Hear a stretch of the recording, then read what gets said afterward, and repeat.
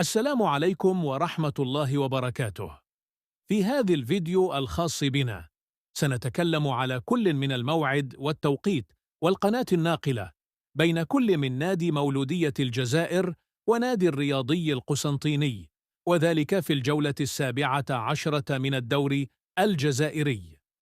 إذن فيما يخص موعد وتوقيت المباراة، فسوف تلعب يوم الجمعة 28 من فبراير هذا الشهر، وذلك بداية من الساعة 7 مساء حسب توقيت الجزائر والمغرب وتونس.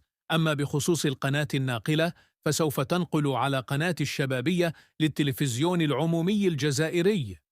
أما بخصوص ترتيب كل الناديين، نادي مولودية الجزائر في المرتبة الأولى برصيد 34 نقطة، أما النادي الرياضي القسنطيني فهو في المرتبة الخامسة برصيد 25 نقطة. وهكذا نكون قد انتهينا.